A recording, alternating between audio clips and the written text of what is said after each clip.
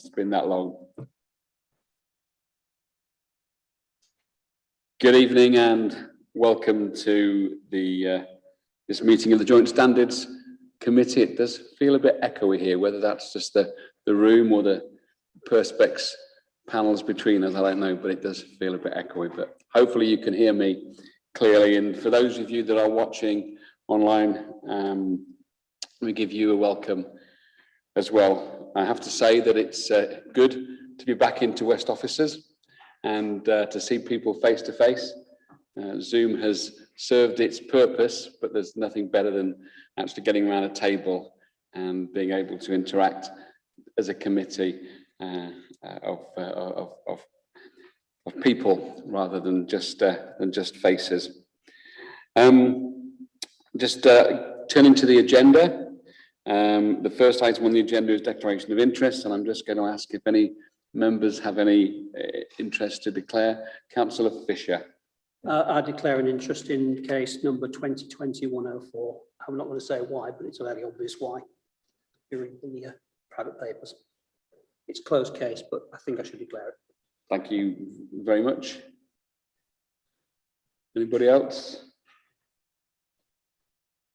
No, that's fine. Moving on to agenda item number 2, and that's the exclusion of press and public. And just to agree that we ask for an exclusion of the press and public when we look at the list of complaints and the list that is non-redacted for us. When we come to look at that, can I just have a show of hands that we're happy to exclude the press and public at that particular point? Thank you. That's approved. It's not on the agenda, but I do want to just say that we have received apologies from Councillor Douglas, Councillor Baker, and Miss Davies that they're not able to be here this afternoon. And again, just to clarify for those City Councillor members, that we do have the option to ask a substitute to be here, but they need to be named substitutes that were approved at the last full council meeting. So you'll know if you have a named substitute. And unfortunately, Councillor Douglas wasn't able to get her substitute to attend, neither I believe was Councillor Baker. So let's move on to item number 3, and that's the minutes of the last meeting, which was only a couple of weeks ago. And if you can let me know, are there anything on the minutes that you feel we need to change? Councillor Fisher. Could I just ask, is it necessary to put parish councillor? I thought this was a joint standards committee. We're all members. Do we need to discriminate between whether a parish councillor or a city councillor? I was wondering if you just put councillor and just cover everybody. Take advice from the managing officer there. So I think that's come out of culture and history, that we tend to differentiate between, for the members of the public who read the minutes, for the representation. But if this committee and the parish councillors don't mind, and the City of York councillors don't mind, we can just refer to everybody as councillor. I think there's some courtesy being showed as to respective positions. I would only add, I'm quite relaxed either way, but I do take the point. You know, we are equal on the committee, and to differentiate, we don't do that politically, we don't do that in the councils, but I'm quite happy either way personally. Yeah, I suppose my only slight, it's not a concern at all, it's just my only observation on that is that as City of York councillors, we have gone through the process of election and have been elected, whereas it's not always the case with parish councillors. The only reason that most parish councils haven't been elected is because maybe people would stand. But if there were that exact same process would apply to parish councils. Yeah, point taken. And as I say, it wasn't a major issue for me. I was just trying to have some slight differential between the two. Councillor Carr. Thank you. Just to take Councillor Chambers' point, it may not be Councillor Chambers being elected. You said that something about the election you went through was not contested. Did you? Well, there weren't enough people to. Yes, so it wasn't contested. Yeah. So my point was that if it wasn't contested, that you'd been approved as the councillor, okay? But if it was contested, you may not have been the councillor. That was the point. Okay, but I think we've kind of given this a fair running. I don't really want to get bogged down in that. I think in the top part of the minutes where it mentions who were present, I think it defines clearly there who were councillors and who were parish councillors, and so therefore in the body of the minutes, I'm happy just to refer to councillor because we've defined them in the those members present above. So if just a quick show of hands, happy with that? Yep. Okay. Thank you. So anything else on the minutes that? Okay. So happy for me to sign those. And for the first time in a very long time, I shall actually sign them here and now as we've approved them.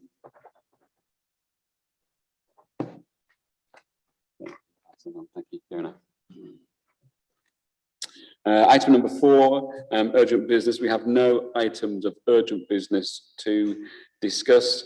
Though I would ask, once we have finished this meeting, if I can ask members just to stay afterwards. It's not a minuted discussion we're going to have. It's just a discussion about future meetings and what's best for the committee. So that doesn't need to be made as a decision within this committee, and it's something we can do afterwards. Just if I can ask members to hang on a little bit once we have finished, but there's no urgent business to look at this evening.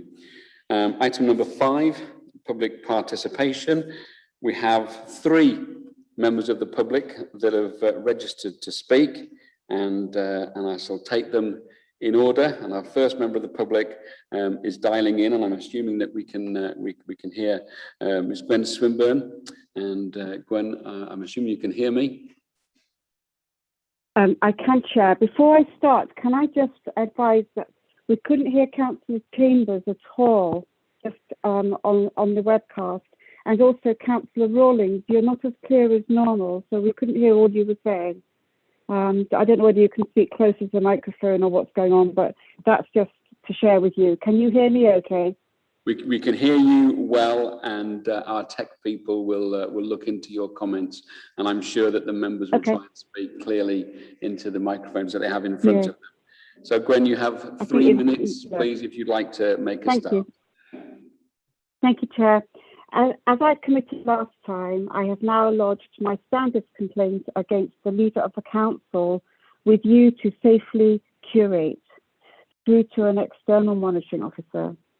I was able to add that the auditors did not consider my complaint and that they also raised concerns regarding the chairing of that meeting. In common with multiple complaints on the agenda today, whose external investigations are also now complete, my complaint can also now be processed. Chair, I consider the differential way under her own delegation that the monitoring officer has treated complaints against the leader and deputy leader compared with others puts the entire standards process at further reputational risk, and so too the confidence in the good governance of the council. Next, I am deeply concerned regarding the accuracy and completeness of the monitoring officer's annual report. I note she at no point mentions the actions required from the public interest report, nor the quantum or scope of standards complaints, just detail with no perspective, surely the wrong way round. It is also concerning that the monitoring officer completely airbrushed the resignation of the previous chair in the summer of last year. She did not even thank her, and of course no explanation of why the change of chair took place in September. No. I'm really sorry. I need to stop you there just for a point of clarification. Councillor Douglas did not resign. Councillor Douglas did not wish to be re-elected when we came to elect a chair. She didn't resign. So I do need to make that very clear. Please continue. It's semantics, Chair. Except for your short commentary, Chair, this report is, just like the annual governance statement in Audit and Governance Committee, simply not fit for purpose. Members, I note the cursory minutes covering my contribution last time. Very disappointing, but expected. I will raise again and this time ask for action in the forward plan. The monitoring officer needs to be held to account for telling the external auditors that she dismissed my complaint against the leader because it did not affect me personally.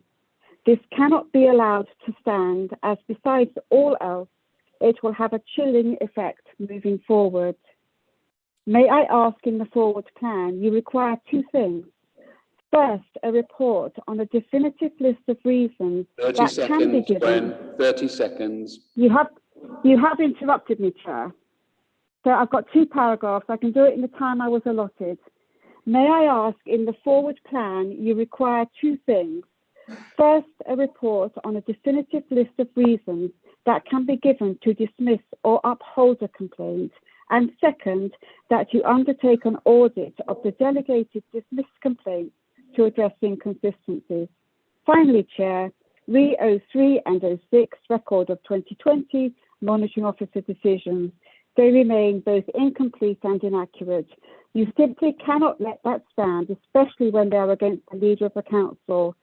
Please don't make me raise this for every committee. Thank you, Chair.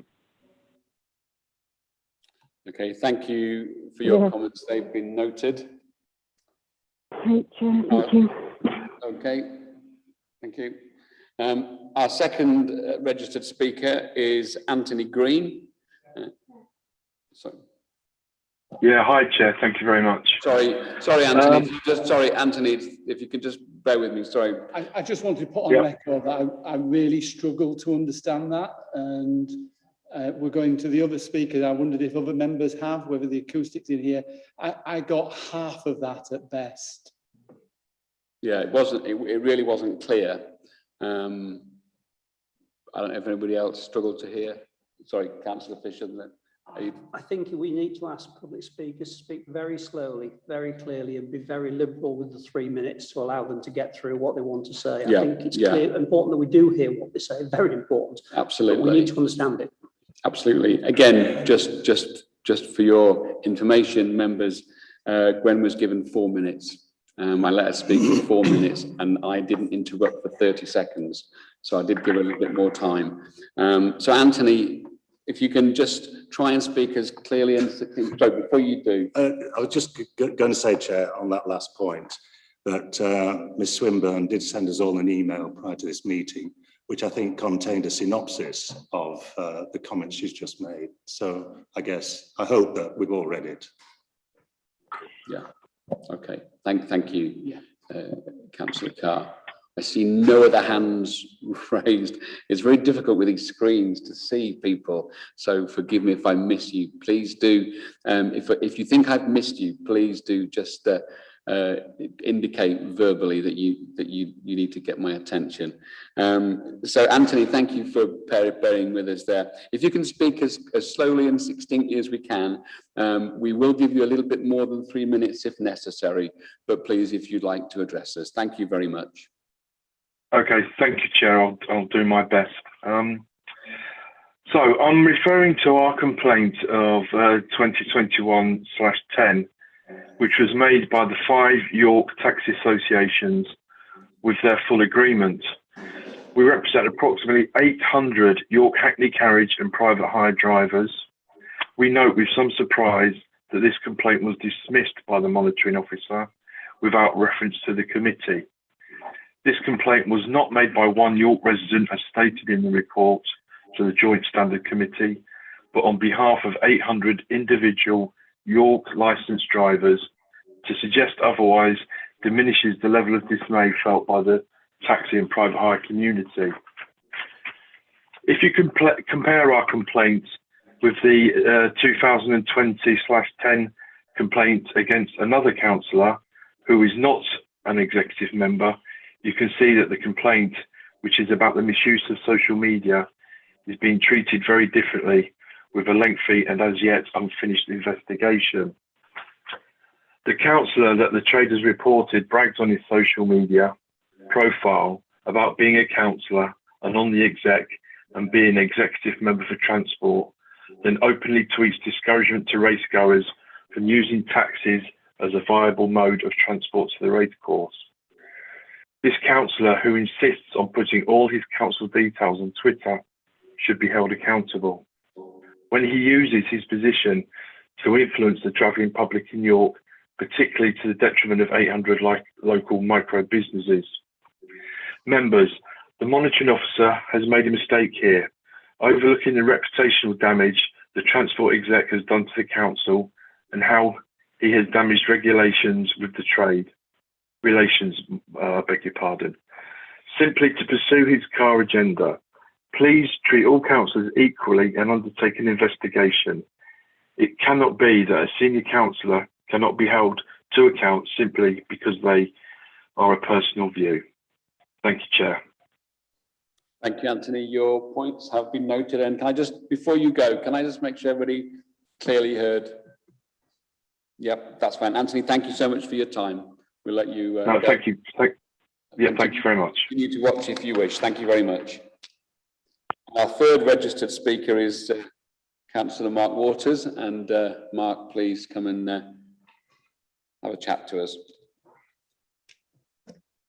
Thank you, Chair, and good afternoon to the rest of the committee. It's nice to see that there's a bit of normality returning at last, especially with regard to the windows being open. That'll certainly save me a job going forward.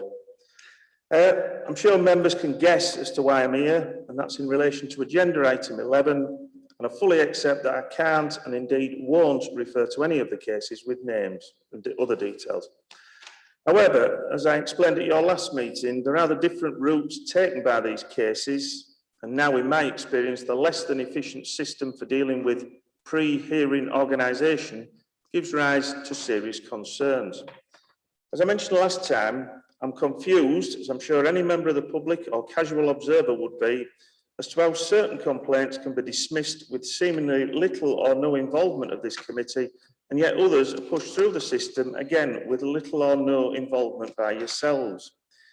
In which case, what is the purpose of this setup? You might as well leave the whole workload to the monitoring officer.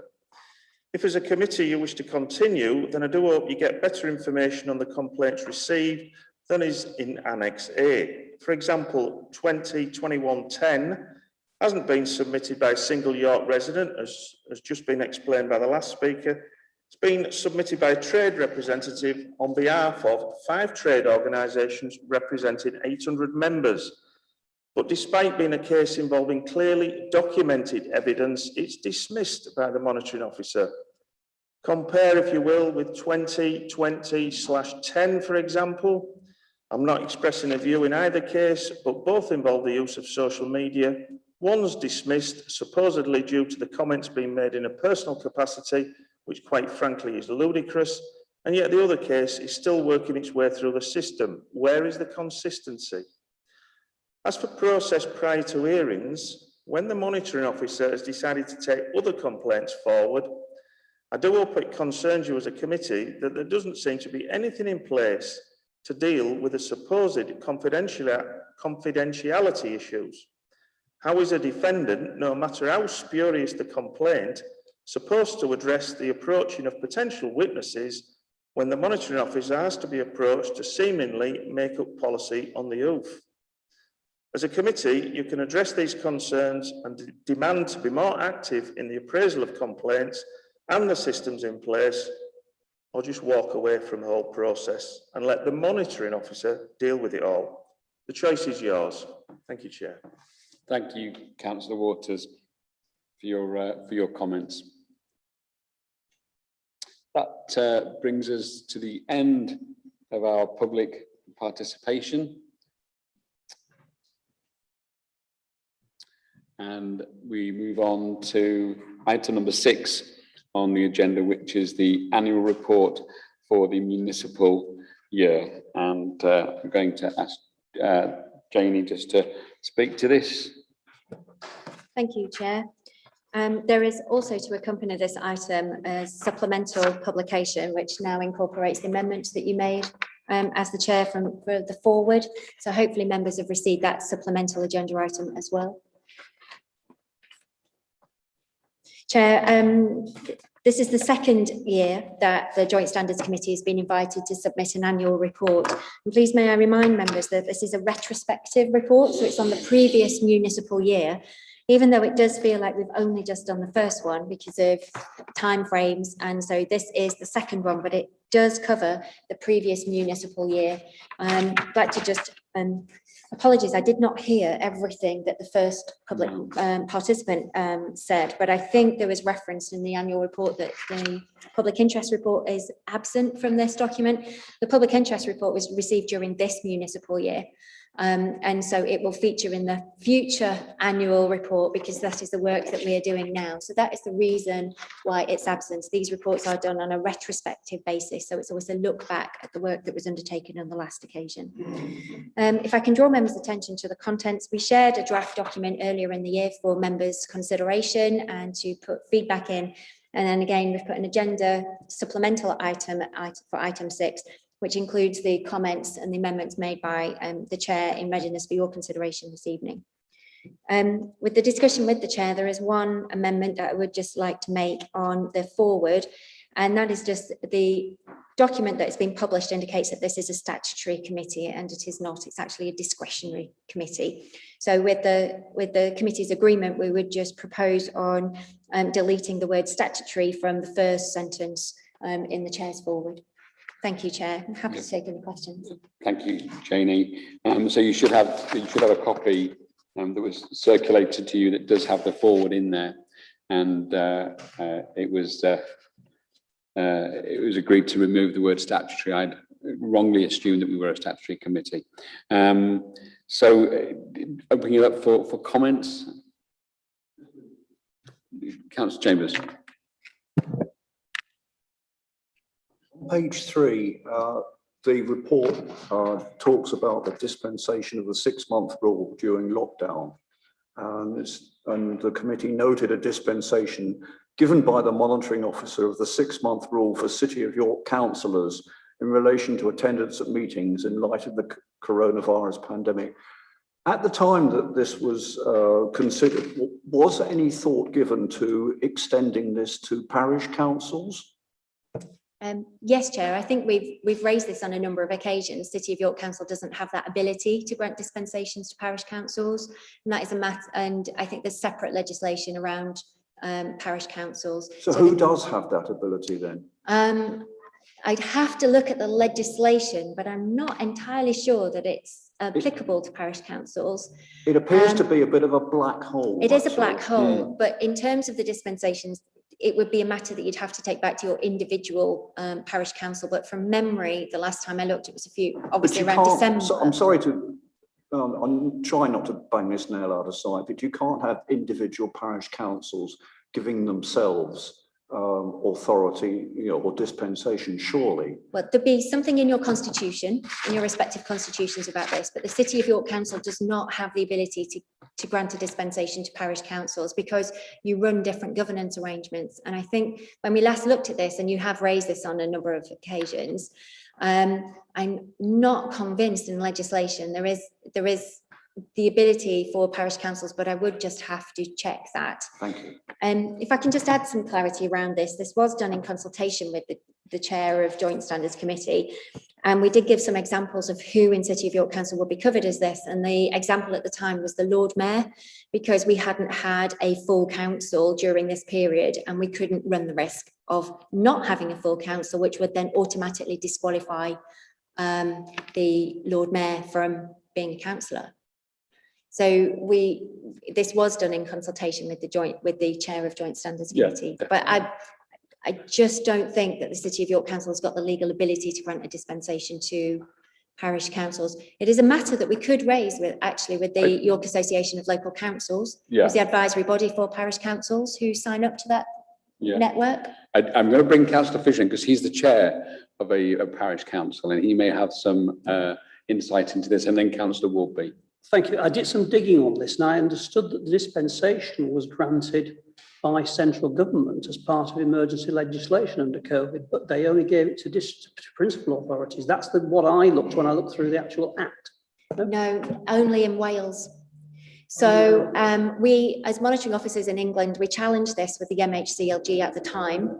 And the coronavirus legislation only automatically granted the dispensation to councillors in Wales, the devolved nation, and it did not offer the same dispensation to any English councillor.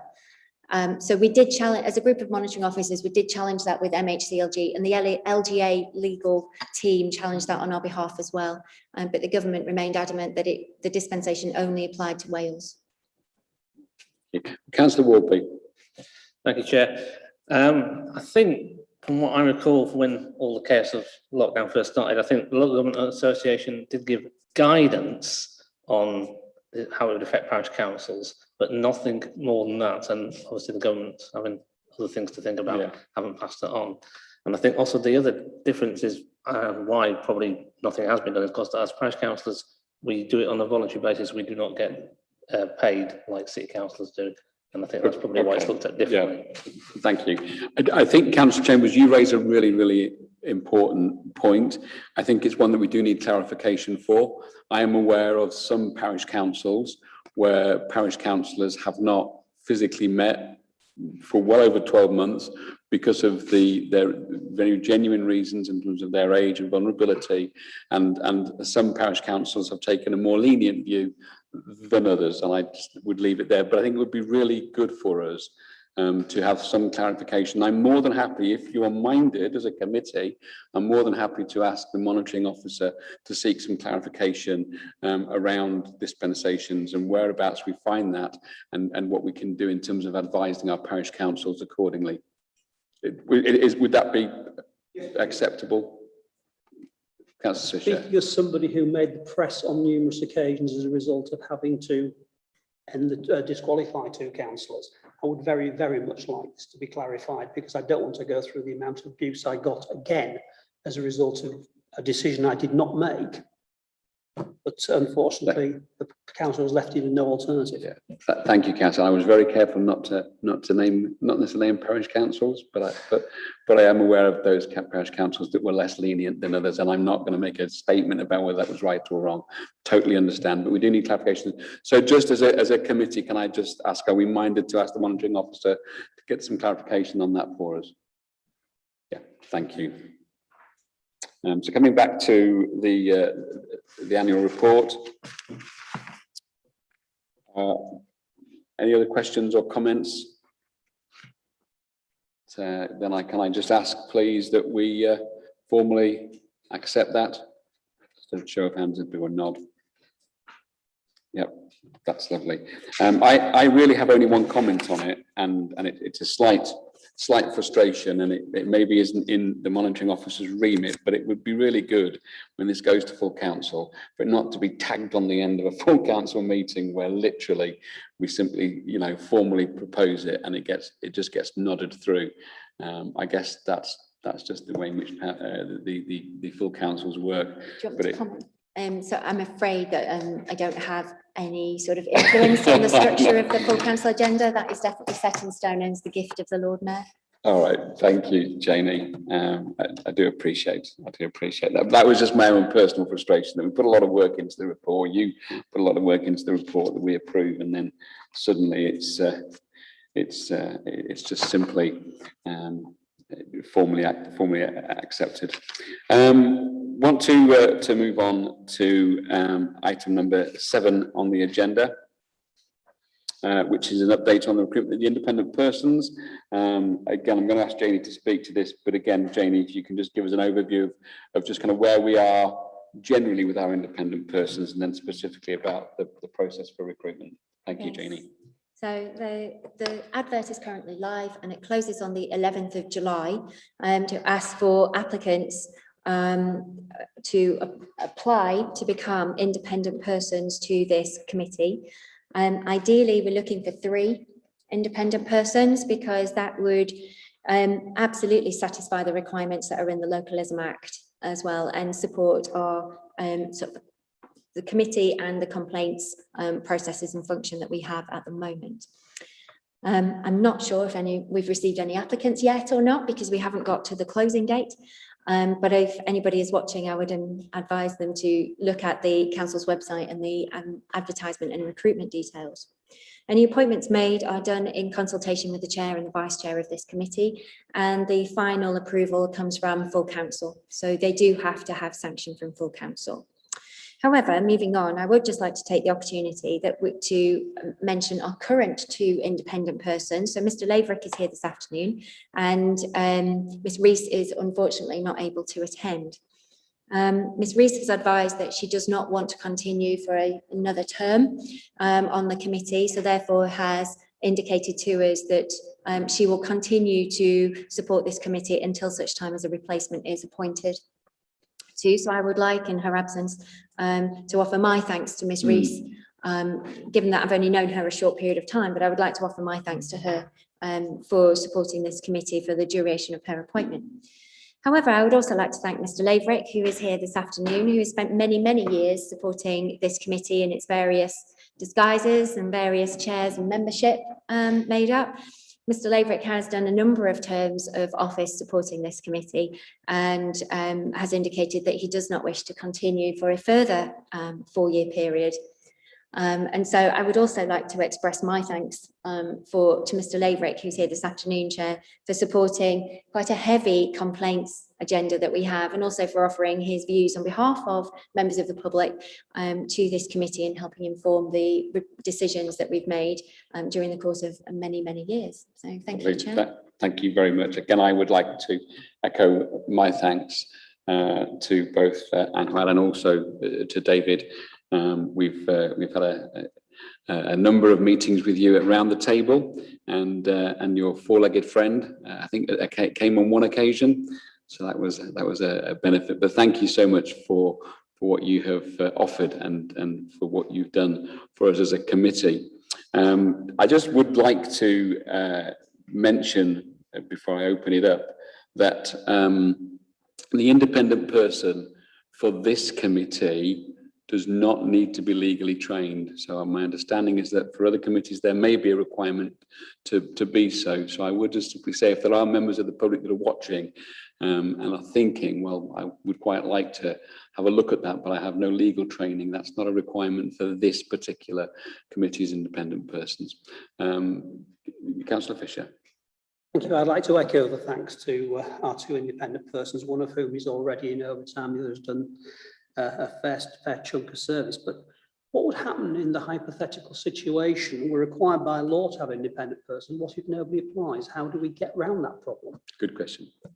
So if no one applies, there is actually options available to the monitoring officer that we can there are independent persons who are a bit like locums or self-employed persons, who we can approach, for example, the local government association, or we can approach a neighbouring authority that for a particular case, could we please, with the authority's consent, borrow the use of their independent person. It may come with a cost to the authority, because obviously we're borrowing a resource from another authority, or we're actually commissioning independent support from, for example, the local government association. But there are also the equivalent of locum independent persons. So if you put this in like an employment type of atmosphere, you get locum solicitors to do various functions over a period of time. You can actually instruct what is kind of, I don't mean this very disrespectfully at all, but a locum independent person, you can instruct and appoint those for a particular case or a complaint, for example. So there are people who are independent persons. I mean, and they would just be referred to on a case-by-case basis, I'm assuming. Yeah. So it really is in our interest to find, sorry, I think the screens really don't help. I'm seeing reflected images. So please, if you raise your hand, do please just cough or indicate verbally that you'd like to speak. Councillor Rawlings. That's fine, Chair. Thank you very much. It was really just an easy one, I think, for clarity. Does the independent person have the same restrictions from local authority employees? So currently as a councillor, local authority employees can't stand for councillor because that would cross the line. Are there such restrictions on the independent person? And how far does that stretch?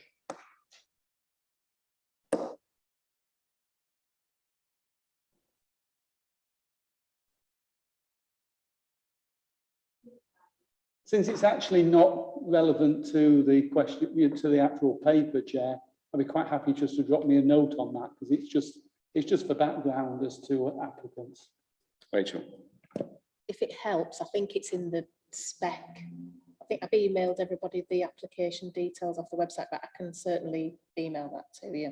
I think it's 5 years, but I can't remember off the top of my head. Good. Any more comments on the independent persons? No, thank you. And obviously by the time we meet again, we will have hopefully had applications in and we can begin to look at that. And it's quite possible that by the time we meet together, we should hopefully be pretty much down the line with that, assuming that we do get some applicants. But again, you know, if we know of anybody, as members, if we know of anybody in our circle of colleagues, friends, or whatever it might be that may be interested, then please let's get the application forms to them in time. Moving on to item number 8 on the agenda, and it's good to welcome Charlie Croft, who's the Assistant Director for Communities and Culture. I know that Charlie has been prepared and ready to come and speak to us on a number of occasions, and we have knocked him back, and he's graciously accepted those knockbacks, but he's also graciously accepted our invitation to speak to us about the review of the York Parish Charter. So Charlie, please, you'd like to speak to your report. Thank you. Thank you, Chair. In the intervening period since the report was written, I've in fact got a new title now. It's now Assistant Director, Customer and Communities. So thank you for the opportunity to introduce the report.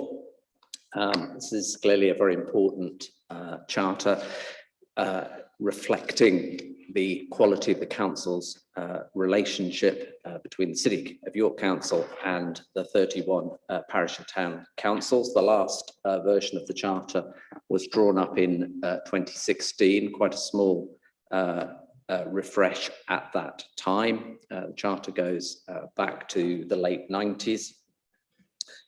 We started the process of reviewing back in 2019. There was a meeting at the Mansion House, and then later entered into discussion with the liaison group. Clearly, it's taken quite a while because of COVID and the inevitable disruptions that's entailed. But now I think we have a version here that has been quite extensively discussed, and quite a few emendations have been made. For some reason that I can't explain, the last set of amends appear in bright red in your copy. That wasn't particularly intended. They're not more significant than any others. I think it's just some quirk of the software that's highlighted them in red, but they are examples of some of the more recent changes that have been made. So it's really here today for your comments to make sure you think it does accurately reflect the kind of relationship that we want to see in place. And then after that, given its kind of corporate significance, the fact that it requires all parts of the City Council to respond to it, respect it and implement it, the proposal is that it would go on to the Council's executive for discussion and ratification. Okay, thank you, Charlie. I'm going to just ask if members have any questions for Charlie. Councillor Fisher. Thanks, Chair. There is a slight problem with page 16, the first paragraph on the top of page 16 under item 4, and it's a popular misconception which I think City of York Council has, It says the York branch of the YLCA comprises representatives from the 31 parish, which all member councils of the YLCA. That is not correct. There is one parish council in York which has never subscribed to the YLCA. And the problem is, if this council then distributes things through the YLCA, that parish council doesn't hear about them. And the YLCA doesn't allow the parish clerk to pass on the information, although that parish clerk is a member of another parish council, which is a member of the YLCA. The YLCA does not allow her to pass information on. So there was a case, for example, when the vacancy came due to the resignation of Councillor Sian Wiseman. One parish council was not consulted on received no information about the fact there was an election to replace her. And I think we just need to be a little bit careful. I'm not going to name the council, but if anyone would like to know, I will tell them privately, because we need to make sure that one parish council is kept in the loop as far as things are concerned. Okay, yes, I mean, I have to acknowledge that's absolutely correct. To point that out, I'm surprised I made that mistake, because yes, it's absolutely true. And we do recognise that fact, and indeed the meeting that was held at the Mansion House, for example, we did invite all the parish councils. So I do recognise the tension between those two facts, that the liaison group, yes, is drawn from a set of parish councils, and I think there is a very clear need to make sure that we engage all the parish councils. We rarely have ever achieved a meeting that all have been able to attend, and it does, require persistence and different forms of meetings over time, I think, to make sure that as many as possible are able to join in that liaison. So yeah, recognise the need to keep working at this liaison and not rely on a single mechanism. Sorry, in that case, forgive me, Charlie, do we need to change that number if it's saying that 30 that it's representatives from the 31 parishes? If that's not accurate, do we need to amend that, and therefore the charter document that you're asking us to recommend? Because that would, by definition, I think we should note that they are representative from the 31 parishes, but no, it's true that it isn't. But it is true that not all of them are members of the council, only 30 are. So I think we could make that clarification. Yeah. I don't think it knocks on into any requirement to change the charter per se. Okay. It's still a charter with all the parish councils, isn't it? Yeah, it's not. Yeah, no, I get that. It's not a charter with the subset who are members. Okay, thank you. I'm going to bring in Councillor Carr and then Councillor Rawlings. Thank you, Chair. It was just to ask Charlie, please, to clarify what he means in section 12 of the charter when he says that neighbourhood plans adopted will be used when determining planning applications. I mean, they clearly have a great influence, Charlie, but I think there are other policy documents that have to be read alongside neighbourhood plans as well. And perhaps that could just be, that section just could be refined or clarified slightly. Yes, I think. Sorry, made reference to is probably would be the better wording, wouldn't it? So to account taken of would perhaps, yeah, rather than just used. Yeah. Okay, thank you very much. Councillor Rawlings. Councillor Carr has just pulled out the section I was going to pull out as well, actually. So thank you for that. It's a very similar point. I have no issue with the document itself, and I think having it in place and reviewing is the right thing to do. I'm more concerned about how we monitor the implementation and whether it's followed through. So something like point 11, where it talks about consultation on planning, that's quite clear. It goes through to the parish councils and they can make a response to it. And that feeds into the planning process, 100% supportive. But paragraph 12, as it's worded at the moment, leaves it too vague as to how we know that that has actually taken place and what other factors have been built into that. So it's paragraph 12 that I'm also uncomfortable with. Mm. Yeah, I mean, absolutely, Chair, we could put some measures in there. I mean, I think the overarching means of measuring the impact and implementation of the Charter will be through the regular process of meetings and qualitative discussion and feedback. And looking at that, some of these points specifically within that could absolutely be instituted and formalised. Okay, thank you. David.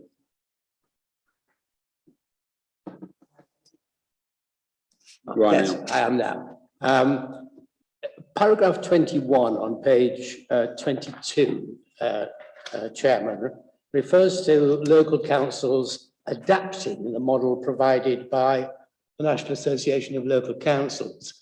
And some of the work I've done on your behalf as the independent person suggests that that adaptation can be pretty widespread and result in a code of conduct which is some variance with what one might have expected and find elsewhere. And I do wonder whether there should be some provision for having the joint committee approve codes of conduct, which you're then asked to enforce in effect. Yeah, so I'm going to pass to Jane. I think I know the answer to that, but Janie, do you want to answer that? I think. Yes, Chair. So paragraph 21 is very much dependent on members' views about item 9 on this evening's agenda, which is the model code of conduct for elected members. So with the model code of conduct, which we're going to discuss as the next agenda item, Chair, there is the encouragement by the Local Government Association that once adopted by the principal council, i.e. in this instance, City of York councils, parish councils would give strong consideration to adopting the same code of conduct so that there is consistency across the principal council and parish councils, so that those who are parish councillors or dual-hatted, for example, only have one code to work to. The model code, as we're going to come on to, is a voluntary code, and therefore there's no absolute duty of parish councils to adopt it just because the City of York may do. But perhaps outside of this meeting, we work with Charlie because it's very much dependent on your views for the next agenda item and also the views of full council, depending on what you determine in a few minutes' time. So perhaps we just liaise with Charlie, depending on the outcomes of the next agenda item, to offer more clarity around that paragraph. Yeah, absolutely. Yeah, I mean, my comment was along the same lines, David, that the process for adopting the model code of conduct. So we are the committee who have looked at the model code of conduct. We've had several meetings, both as a committee and as subcommittees, to look at the model code of conduct. And so therefore this is a joint committee that looks at that and our recommendations, which is the next agenda item. So I think in terms of a joint committee, I think this is that committee, and then we'll move it forward to full committee for them to adopt. We will recommend, forgive me, I'm minded that the committee will potentially ask that the parish councils adopt the model code of conduct if the City of York adopt it. Again, my understanding, I just need some clarity around this from probably Janie, probably even Charlie, that the local parishes aren't obliged to adopt it. Is that right?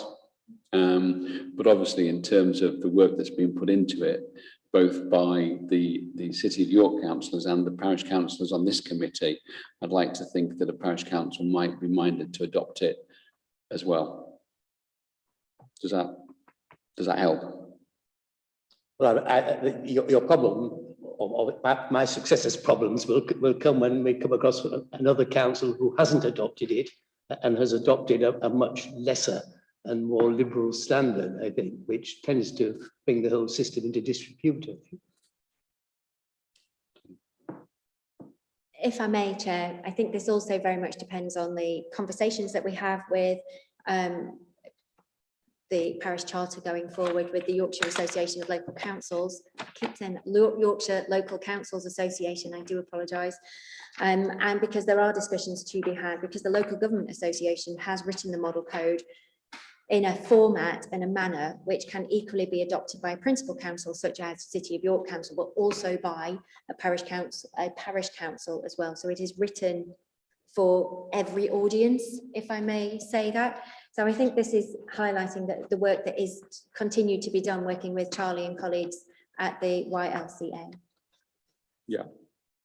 Okay. I mean, again, just for clarification, my understanding is that, you know, this draft charter will, if we agree to send it forward for approval at full council, will be adopted by full council, as hopefully the model code of conduct will be. So the two documents will be hand in hand in terms of moving forward. Whether the parish councils decide to adopt both documents hand in hand, that is down to the parish councils. Clearly, where that doesn't happen, or if that doesn't happen, then there's a piece of work that Charlie and his department need to do in terms of you know, relationships with those particular parish councils. But I think as a committee that is very much non-political and made up of both parish councillors and City of York councillors, I think our work to scrutinise this and put it forward for adoption will hopefully give some credence to the parish councils in terms of their adoption. What parish councils do, it's kind of up to them, really. Any more comments around the charter, Councillor Fisher? Thank you. I'd just like to explore a little bit more about paragraph 13. Parish council will be given advance warning of any works to be taking place in the parish. Now, I very much welcome this, because there is nothing more annoying when suddenly a road is closed for no obvious reason. You didn't know about it in advance, which has happened, unfortunately, sometimes due to utilities, but once or twice by City of York. It says this will include a copy of the Highway Works Weekly Bulletin. Now, does that include the proposals for any diversions? Because we have had some issues in my ward, and I'll give you a classic example. There was a repair in the village, and obviously the person doing the diversion assumed that would stop traffic getting to Sheriff Hutton. It didn't. It could have gone through to Sheriff Hutton, no problem. So what did they? Diverted all the traffic down Flaxton Road, Lordsmoor Lane, back down the village, when it came to the wrong side of the roadworks, and had to turn around and go all the way back again. And it's little things like that. If the parish councils know about it, they can, reasonably in advance, they can get in touch and head that kind of problem off. So can you just clarify, does that include details of diversions and road? I don't think it does, Chair. I think it includes details of the work and where the diversions will be in play. I don't think from memory, from my memory of it, I'm not responsible for it, obviously, but from my memory of it, I don't think it includes details of how a diversion would be executed. So I think we can ask the highways to, or we can draw to the highways team's attention the fact that that kind of granular detail would help, and that local members would be, and parish councillors would be able to add value to their planning in that respect. Thank you. It is the fact that parishes are the sort of local people on the ground, and we very often know our patch better than the people in the City of York could ever do, because obviously they may not be local to it. Just following on from that, Charlie, the elected City of York councillors, this comes back to point 8 on the report. It mentions our ward members will make every effort to attend local council meetings at regular intervals. I suspect if you are going to disseminate information, as in point 13, that the ward councillor or councillors would be in receipt of that information and should also be able to disseminate that at the parish council level. I have to say, one of my, and I'm going to just take chair's privilege here, one of my slight bugbears as a ward councillor who has 5 parish councils in my ward, I am treated very differently by each of those 5 parish councils, and I would like to see some sense of uniformity about how City of York councillors are treated in parish council meetings. In one parish council, and I'm not going to name names, I am a member of one parish council, which is where I live in Oswaldwick, but of the 4 other parish councils, one of them sits me around the table, allows me and my ward colleague, Councillor Water, to take a full part. The only thing we don't do is vote, because we're non-voting. We're effectively non-voting members of that parish council, fully included. And then another parish council, which again will remain nameless, sits myself and Councillor Waters on the edge of, we're not even allowed to sit around a table. We have to sit on chairs away from the main committee meeting with papers on our knees, and we really are treated in my view very differently from others. So I think in terms of point 8, Whilst ward members would make every effort to attend local council meetings, I really would value some work moving forward around how parish councils treat their ward council colleagues. So I've taken chair's privilege to bring that up. I don't know if anyone wants to comment on that. I don't know why my ward councillor colleagues think of that. Councillor Carr. I would just say on that, Chair, that if the council, the parish council in question, has it got a full membership? Sorry, sir. Has it got a full membership? Are there any places spare? It's not unusual, and it's not unusual in my ward. The answer is that there are vacancies in all of my parish councils. So you could get co-opted as a parish council member and you'd have a seat around the table. Just an idea. Yeah, thank you very much for that. Forgive me, I don't want to kind of, but and look into the monitor officer for guidance here. So in terms of being a member of a parish council, are there any limits on how many parish councils you can be a member of? So potentially, if you had 10 parish councils in your ward, you could when I was the monitoring officer at a county council, many of my members had tens and tens and tens of parish councils all over a huge geographic area. So absolutely easily in excess of 30 parish councils for some areas in the county council. So, and it was virtually impossible for them to meet with all of their parish councils all of the time. But you know, when I worked for a county, there was hundreds of parish councils. And to put it into perspective as well, in Cornwall, there is at least 200 parish councils in Cornwall. So, and a reduced number of councillors now in Cornwall, as you know. So I think there has to be a discussion and some degree of reasonableness as well as to what is expected. Good, thank you. Coming back to the report, any more comments or questions about the report? Looking around, no. So thank you, Charlie, for that. We are asked to look at recommending this draft charter for signing by the City of York Council and by the York branch of the YLCA. And I think we've already done option number 2, which is to suggest amendments to the draft, which I'm sure Charlie has taken away with him. So can I just have a show of hands that we do indeed recommend this draft to the City of York Council for signing? Just an indication by hand. Thank you. That's unanimous. Thanks again, Charlie.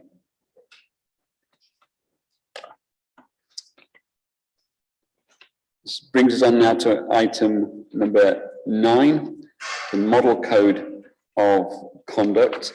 And just by way of a background, you'll remember that we did look at this at our last meeting, and we had Harry Ainscoe Associates that were with us, and they were able to give us help and advice at the time.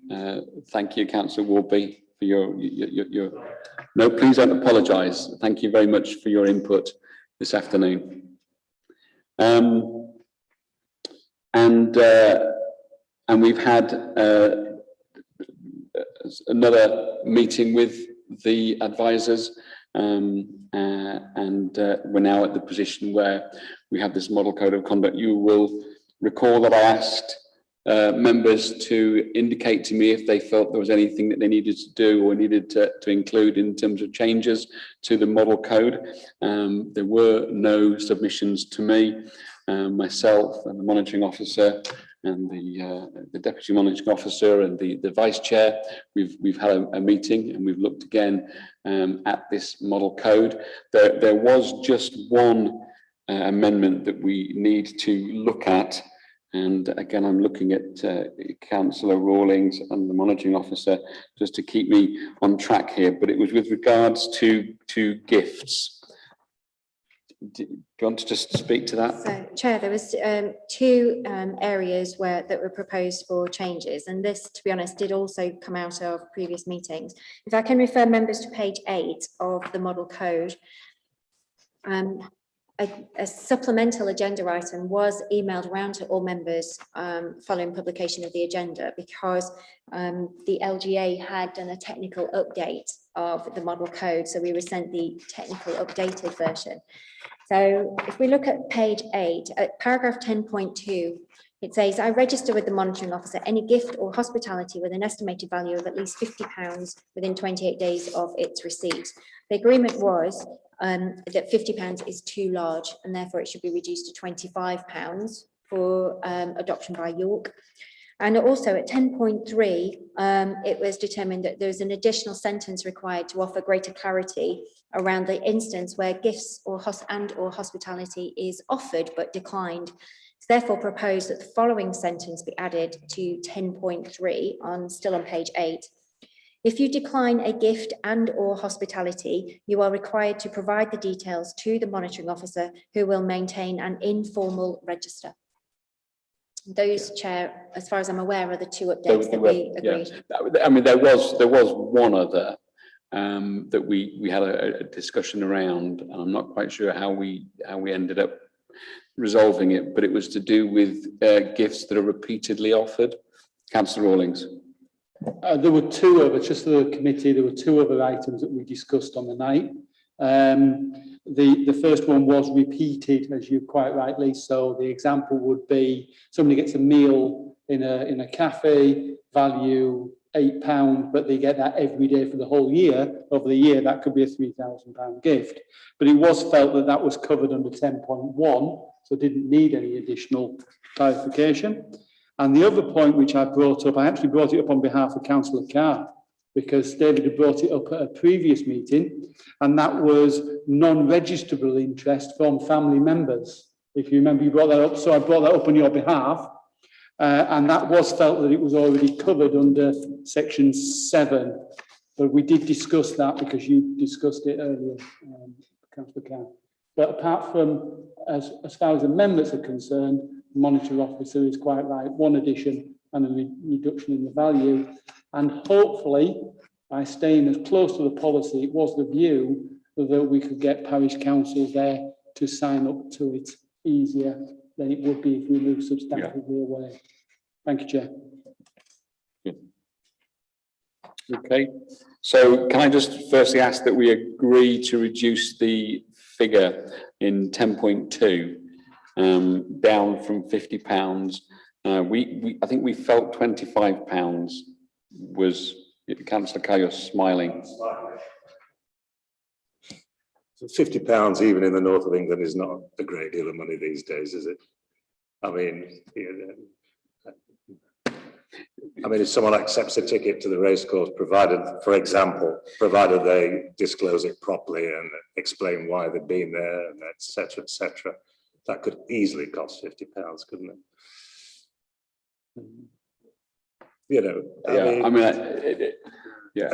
Just a thought. I'm not going to die in a ditch over it. No, absolutely take what you're saying.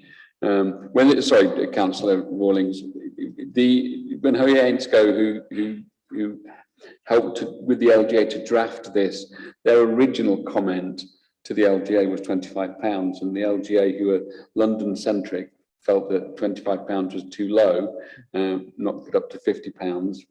But there are regional differences, and I understand that across the country there are regional differences in terms of what's being adopted. This being the main area where the change applies. So, Councillor Rawlings. I take Councillor Carr's point on that, and it was something that we discussed in some detail what the value was, because the benefit in not changing it at all.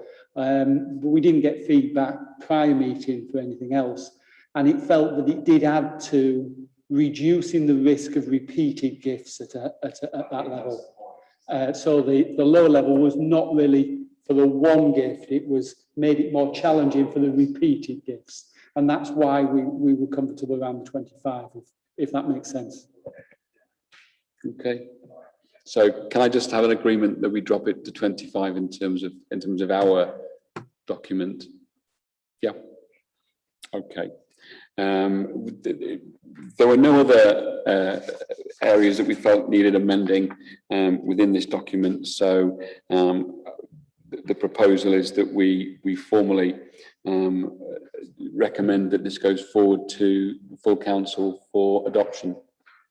Chair, can I just confirm that Joint Standards Committee is equally as happy with the addition of the sentence at 10.3? Because you, I can hear you less, I can hear the others, it's the screen. sorry. So Sorry. I've indicated the gift level at 10.2, but there's the addition at 10.3. Oh, right, yeah. So it's just whether Sorry, yes, the the committee is additional also wording. content with the amendment to paragraph 10.3. Yeah, did you make a note of the additional amendment on 10.3, or do you want the monitoring officer to go through it again? It's about declining the gift, notifying the monitoring officer if you've declined a gift. Yeah. Okay, so it's effectively notifying the monitoring officer if you decline a gift, who will then keep a record. So can we just have agreement that we recommend this goes forward to full council? That seems to be approved. Thank you.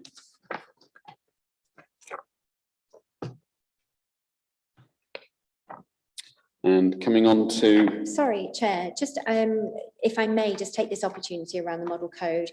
There is obviously the discussion that we need to look at, which is about the rollout of the model code as well. There's also the member on officer training, and there's also the dialogue to be had with parish councils as well. And given the previous agenda item, I'm just wondering whether you want to add the kind of next steps post full council of the model code of conduct onto the work plan for the meeting. I know it's for a debate later in this agenda, but it's just whilst we're on this topic, there's a lot of issues to fall out post adoption of the model code. Yeah.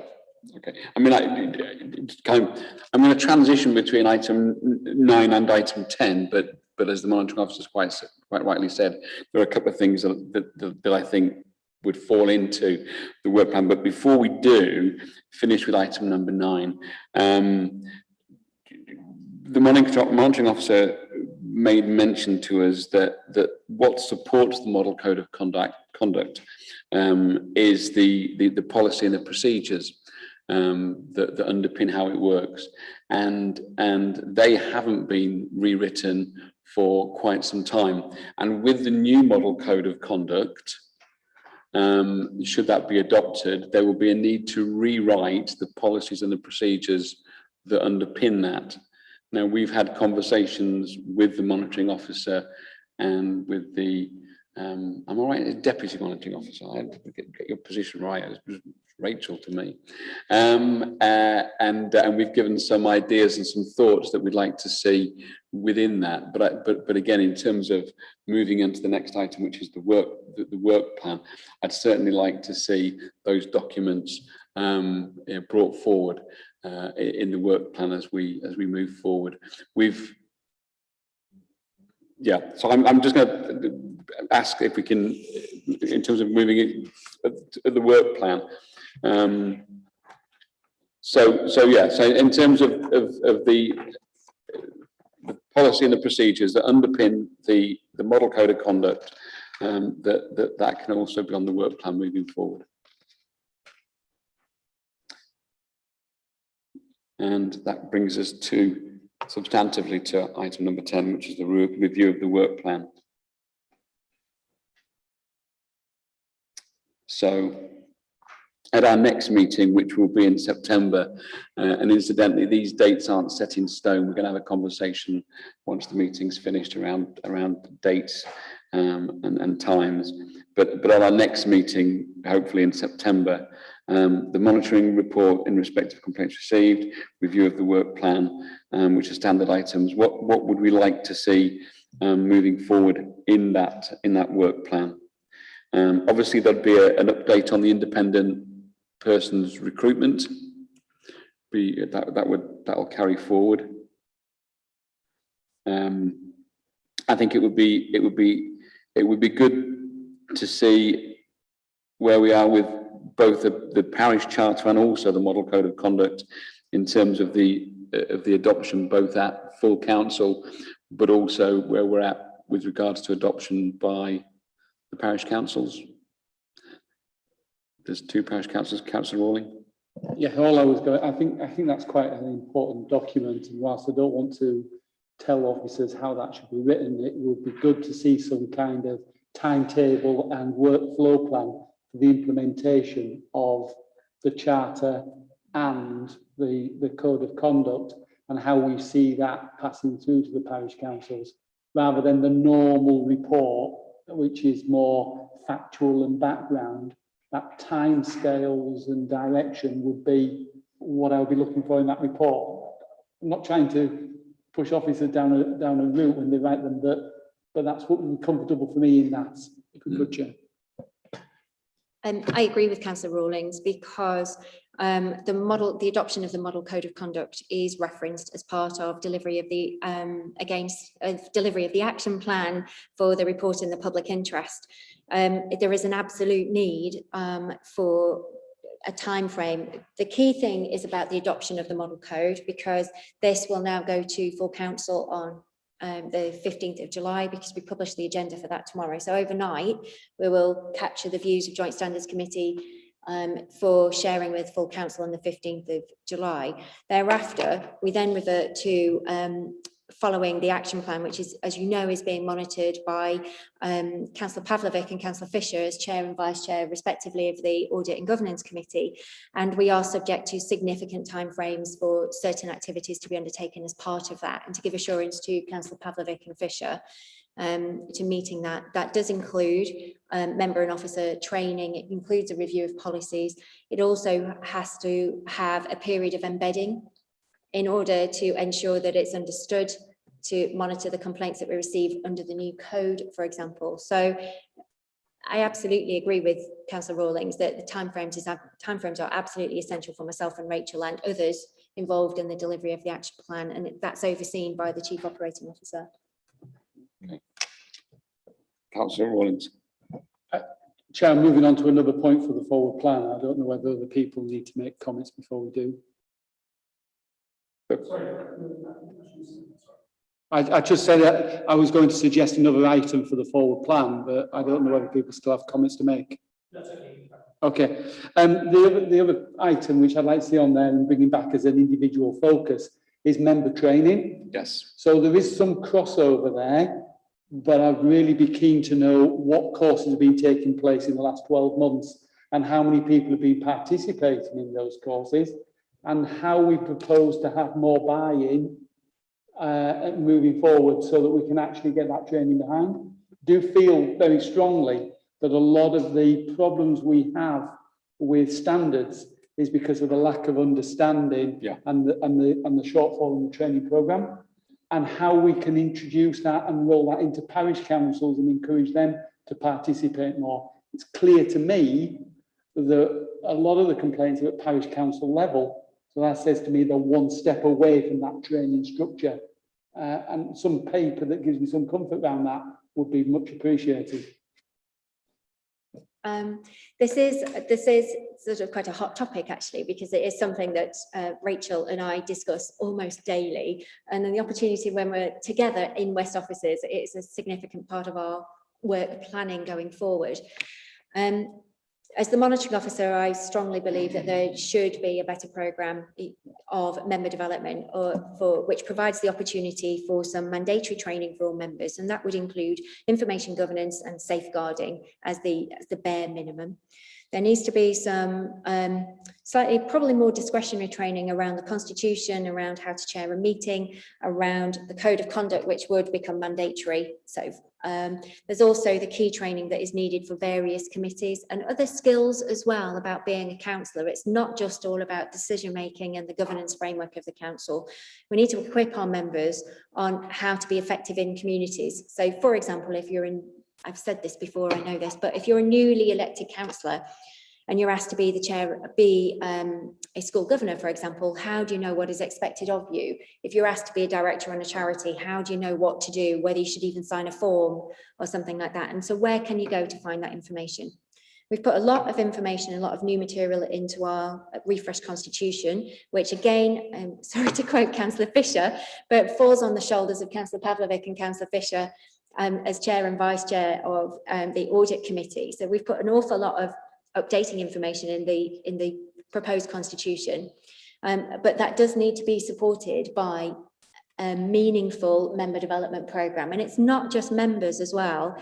It is about making sure that officers also have the same or equivalent or similar training because in order to advise members, you need to have an appreciation of the information that has been shared with them, and it's about engaging with members.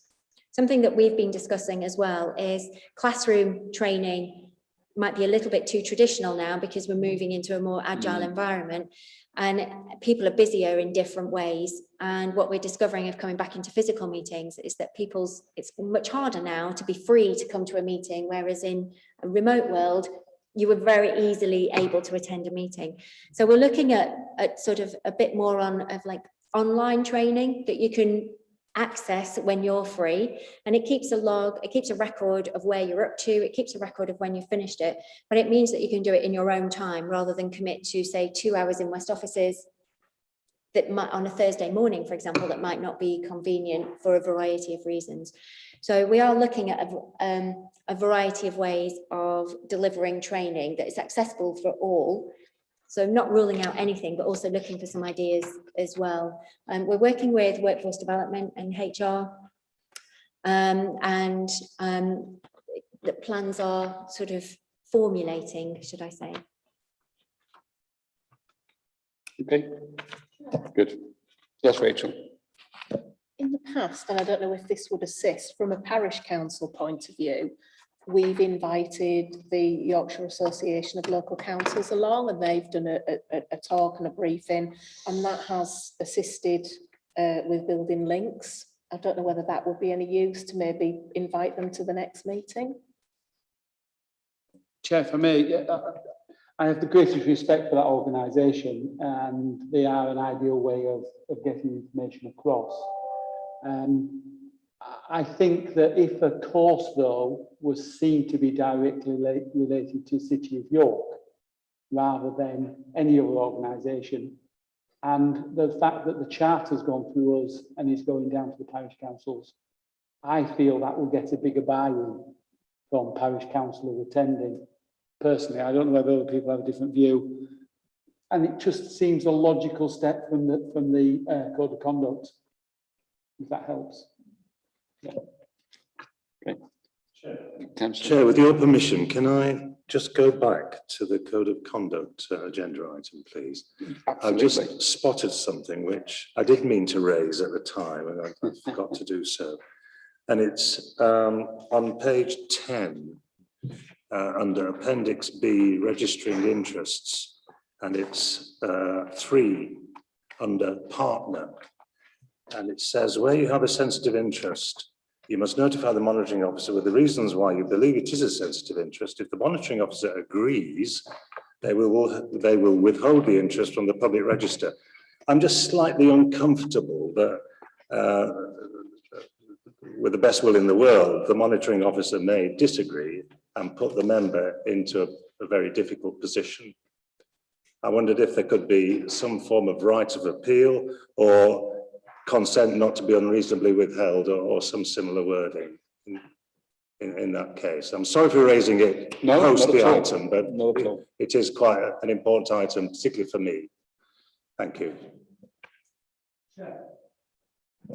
Chair, if I can help slightly whilst the monitor is just looking into that, because it is for the monitoring officer to answer. There was a number of things discussed when we got together, and the view was we didn't want to change as little as possible in the actual document, which made it easier to flow through. And things like this could be picked up in the supporting documents and the guidance that goes with it, and not necessarily needed a change in the document itself, was the view. I don't know whether that helps.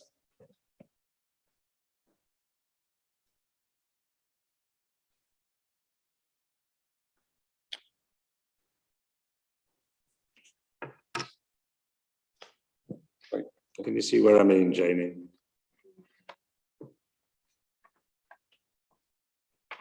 It does tend to concentrate the ultimate decision into one person's judgment. I'm not comfortable with that.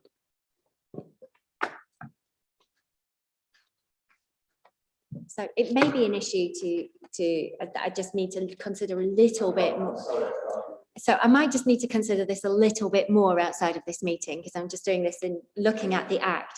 So sensitive interests are covered by Section 32 of the Localism Act 2011. And it is a discussion with the monitoring officer is required. So I would just have to look at any associated regulations to see whether there is discretion of either anybody else being involved, or whether it's a duty of the monitoring officer to